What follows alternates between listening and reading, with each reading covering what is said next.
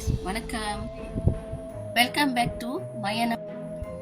இன்னைக்கு நம்ம ஒரு பயங்கரமான கதையை பற்றி தான் பேச போகிறோம். அப்படி நீங்கள் ஒண்டியா பார்த்தீங்களா, கொஞ்சம் கூட்டத்தை கூட்டிட்டு பார்க்குறது தான் நல்லது. அப்படியே சுற்றி முற்றி பார்த்துக்கோங்க. அவங்க பக்கத்தில் யாராச்சும் உட்காந்துருக்காங்களான்னு உங்களுக்கு தெரியாதவங்க. அப்புறம் என்ன ஆரம்பிக்கலாங்களா? இந்த கதை வந்து 96 நடந்த கதை. அப்போல்லாம் நீங்கள் பார்த்தீங்கன்னா அந்த ரோட்லலாம் ரொம்ப காடி வாகனம்லாம் ரொம்ப குறைவு. இது வந்து அந்த காலத்தில் உள்ளவங்களுக்கு தெரியும். அந்த மாதிரி டைமில் ஒரு சீன் ஆனவர் ஒரு 10 மணி போல் மோட்டர் பைக்கில் மலையில் நனைஞ்சிக்கிட்டு மோட்டர் பைக் ஓட்டிகிட்டு போயிட்டே இருக்காரு. அப்படியே போயிட்டே இருக்கும்போது அங்கே ஒரு பொண்ணு பார்த்துருக்குறாரு. அந்த பொண்ணு வந்து ரோட்டோடமா அப்படி நிற்கிறாங்க. இவர் பார்க்குறாரு, என்னடா ஒரு பொண்ணு தனியாக அந்த நேரத்தில் நிற்கிறாங்களே, சரி போய் உதவி கேட்போமா, அவங்களுக்கு ஏதாச்சும் உதவி தேவைப்படுதுன்ட்டு இவரும் மனசு தைரியப்படுத்திட்டு அந்த பொண்ணுக்கு நேராக போய் அந்த மோட்டர் பைக்கில் நின்றுட்டார். அந்த பொண்ணு மீனுக்கு நின்றுட்டோன்னே அப்போ அந்த இவர் ஃபர்ஸ்ட் டைம் அந்த பொண்ணை பார்க்கும்போது இவருக்கு ரொம்ப பிடிச்சி போச்சு. ஏன்னா அந்த பொண்ணு அவ்வளோ ஒரு அழகு. அதுவும் அந்த மாடர்ன் ட்ரெஸ்ஸில் தான் இருந்தாங்க. அந்த பொண்ணு அவ்வளோ ஒரு அழகாக இருந்தாங்க. அப்போது இவர் கேட்டார், மேலே தான் கேட்டார், உங்களுக்கு ஏதாச்சும் உதவி வேணுமா, ஏங்க நிற்கிறீங்க அப்படின்னு. அப்போ அவங்க சொன்னாங்க, வீட்டுக்கு போகணும் அப்படின்னு அவங்க மேலே தான் சொன்னாங்க.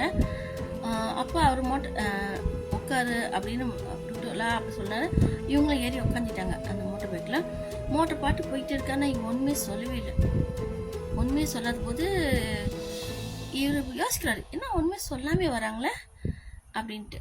அப்புறம் இவர் கேட்குறாரு, அந்த பொண்ணுக்கிட்ட கேட்குறாரு, அந்த மேலே பார்த்து தான் கேட்குறாரு, எங்கள் வீடு அப்படின்னு. அப்புறம் அப்படியே போயிட்டு இருக்கோம். அங்கே ஒரு சிலைக்கு வந்துச்சு. அந்த சிலைக்கு அவங்க காட்டினாங்க இங்கே தானே. ஸோ அந்த மோட்டர் பைக்கை அந்த சிலைக்குள்ளே வந்து போயிட்டு அவங்க ஒத்தையாக ஒரு வீடு இருந்துச்சு. ஒத்தையாக ஒரே ஒரு வீடு இருந்துச்சு. அந்த வீட்டுக்கிட்ட தான் அவங்க இறங்கினாங்க. இவரும் இறக்கி விட்டாரு. ஆனால் வர வழியில் அந்த மோட்டர் பைக்கில் அவர் மலையில் நலையிறாங்கன்ட்டு அவர் ரெயின் கோட்டை கழட்டி அந்த பொண்ணுக்கிட்ட கொடுத்தாரு. அந்த ரெயின் கோட்டை கழித்து அந்த பொண்ணுக்கிட்ட கொடுத்தா அந்த பொண்ணு நலையதேன்னு சொல்லிட்டு. அப்போ இறங்குற அவசரத்தில் அந்த ரெயின் கோட்டை அவர் கேட்கவே இல்லை. அப்படியே விட்டுட்டு வந்துட்டார். அப்போ விட்டுட்டு வந்துட்டு மலையில் நனைஞ்சிட்டு இவர் வீட்டுக்கு போயிட்டார். மறுநாள் வந்து அவர் வேலைக்கு போகல. ஏன்னா அவருக்கு உடம்பு மலையில் நனைஞ்சி உடம்பு முடியாது போயிடுச்சு. அப்போது அவரோட மணி ஒரு 2 மணி போல் திருப்பியும் அந்த ரெயின் கோட்டை வாங்கணுன்ட்டு போகிறாரு. அதே சமயத்தில் அந்த பொண்ணை பார்க்கணுன்ற ஒரு ஆவலும் அவருக்கு இருக்குது. ஏன்னா அவருக்கு அந்த பொண்ணை பார்த்தோன்னே ரொம்ப பிடிச்சி போச்சு. அப்போ அவரே மாதிரி போயிட்டே இருக்கும்போது அந்த வீடு கண்டுபிடிச்சி போயிட்டார். பார்த்தா அந்த வீடு அங்கே தான் இருந்துச்சு. வீடு வந்து கதவு சாத்தி இருந்துச்சு. இவர் போயிட்டு கதவை தட்டினார். கதவை தட்டிட்டோடனே ஒரு வயசான அம்மா வந்து கதவை திறந்தாங்க. ஒரு வயசான அம்மா வந்து கதவு திறந்தாங்க. இவர் அப்படியே அந்த அம்மா மேலே கீழே பார்க்குறாங்க. அந்த அம்மா இவங்களை அப்படியே மேலே கீழே வெறிச்சு பார்க்குறாரு. ஏன்னா ஒரு சீனானவர், அப்போலாம் வந்து சீனானவர் வந்து ஒரு தமிழ் வீட்டுக்கு போகிறது போது அப்போலாம் குறவு தான். இப்போ மாதிரி இல்லை. நம்ம நேபர்ஸ் எல்லாமே நிறைய சைனீஸ் வில்லேஜ்லாம் இருக்காங்க. அப்போலாம் ரொம்ப குறவு. அப்போது அவங்க கேட்டாங்க, மா ஜுப்பா சப்பா அப்படின்னு கேட்டாங்க. ஏன்னா அவர் வந்து சைனீஸ் வாசி. அப்போது அவர் சொன்னார், நைட்டு வந்து இங்கே ஒருத்தவங்க வந்து நான் மோட்டர் பைக்கில் இறக்கி விட்டேன், அவங்கக்கிட்ட என்னோட ரெயின் கோட் இருக்குது, நான் அதை வாங்க தான் வந்தேன் அப்படின்னு. அப்போ அவங்க அம்மா திருப்பி அந்த வயசான அம்மா வந்து அவரை மேலே கீழே வெறிச்சு பார்க்குறாங்க. என்ன அது யாரை வந்து இறக்கி விட்டாரு அப்படின்னு சொல்லிட்டு, இல்லை இங்கே யாருமே இல்லை, இல்லை நான் வந்து இறக்கி விட்டேன்னு அவர் அடித்து சொல்கிறாரு. அப்போ அவர் வீட்டுக்கு கூப்பிட்டு உட்கார வச்சுட்டோன்னே, இந்த காலத்தில் நீங்கள் பார்த்துருப்பீங்க, அந்த சவுத்துலாம் நிறைய படம் இருக்கும். ஹாலில் நிறைய அந்த ஃபேமிலி ஃபோட்டோஸ்லாம் அழகாக அப்படியே சவுத்து வழியாக அழகாக மாட்டி வச்சுருப்பாங்க. ஸோ அங்கே வந்து ஒரு ஃபோட்டோ இருந்துச்சு. அப்போ அவர் கை காட்டி சொன்னார், இந்த ஃபோட்டோவில் உள்ளவங்க தான் வந்து நைட்டில் வந்து நான் இறக்கி விட்டேன் அப்படின்னு. அவங்க அம்மாவுக்கு அப்படி தூக்கி வரி போட்டுருச்சு. என்னடா அது, என்ன பொண்ணை போய் இறக்கி விட்டேன்னு சொல்கிறாரு அப்படின்னு. அப்போ அவர் கேட்ட அவங்க அம்மா சொன்னாங்க, நீ போய் சொல்லாத அப்படி. இல்லை அவர் அடித்து சொல்கிற, இல்லை நான் இவங்கள தான் அந்த இறக்கி விட்டேன் அப்படின்னு. அப்போ அவங்க அம்மா சொன்னாங்க, இந்த பொண்ணு இறந்து 5 வருஷம் ஆச்சு, இது என் மக தான் அப்படின்னு. இவர் நம்பலை. இவங்க பயப்படுறாங்க போல், அவங்க மகளை வந்து அறிமுகப்படுத்திக்க கூடாது அப்படின்னு நினச்சிட்டு அப்படின்னு நினச்சிட்டு இவர் நம்பலை. இல்லை அம்மா அப்படின்னு நான் பார்க்கணும் அவங்களன்னு. அப்போ அவங்க அம்மா சொன்னாங்க, சரி நீ நம்பிக்கை இல்லைன்னா நீ வா, நான் வந்து அவங்களோட சுடுகாட்டை காட்டுறேன்னு. முன்னெல்லாம் நீங்கள் பார்த்துருப்பீங்க, அந்த பழைய பழைய சுடுகாடெலாம் பாருங்கள், அங்கே வந்து ஒரு சின்னோண்டு ஃபோட்டோ இருக்கும். அந்த கல்லிலே பதிச்சிருப்பாங்க. அப்போ எங்கள் அம்மா வந்து கூட்டிகிட்டு போகிறாங்க. கூட்டிகிட்டு போயிட்டே இருக்கும்போது அந்த ஒரு கல்லறையில் வந்து இவரோட ரெயின் கோட்டை விரித்து போட்டு இருந்துச்சு.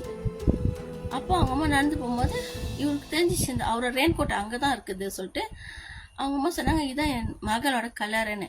அந்த ரெயின் கோட்டை அந்த கல்லறை மேலே விரிச்சு போட்டுருக்கும் போது இவர் போய் எடுத்துட்டு அந்த அந்த கல்லறையில் வந்து அந்த படம் பதிச்சிருக்குல்ல அதையும் பார்த்தாரு. அப்போ அவருக்கு நம்பிக்கை வந்துச்சு, அவங்க அம்மா சொன்னது உண்மை தான் அப்படின்ட்டு. ஆனால் மனசு உடஞ்சி போயிட்டார்.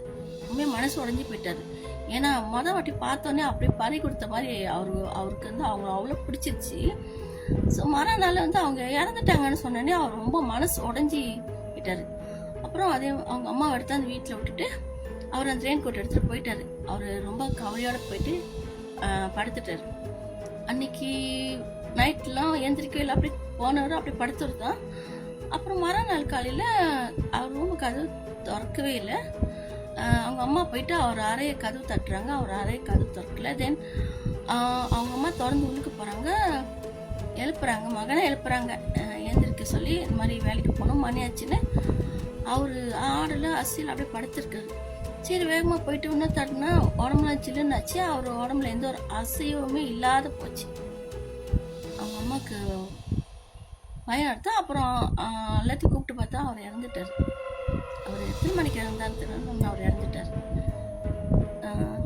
இது எப்படின்னா சில பேர் வந்து பாருங்க காதல் பண்ணுவாங்க, நல்லா பழகுவாங்க, இடைவெளியில் விட்டுட்டு போயிடும். ஆனால் இவர் அப்படி இல்லை, பார்த்தோன்னே அவர் பறி கொடுத்துறாரு மனசு. ஆனால் அவங்க இல்லைன்னு அதை தெரிஞ்சேனே அவரால் அதை ஏற்றுக்க முடியல. இது வந்து 2 விதமாக கூட எடுத்துக்கலாம். இல்லை அந்த ஆத்மா வந்து இவர் இழுத்துட்டு போச்சு, கூட்டிகிட்டு போச்சு அப்படி கூட சொல்லலாம். இல்லை இவருக்கு வந்து அந்த ஏக்கத்தினால இவர் இறந்துட்டார் இப்படி கூட எடுத்துக்கலாம். எது அப்படியா இருந்தாலும் இந்த பயங்கரமான ஒரு கதைக்குள்ள ஒரு சோகமும் கலந்துருக்குங்க. இன்னைக்கு இது வரைக்கும் தான். திருப்பும் ஒரு கதைக்குள்ள போற வரைக்கும் வணக்கம்.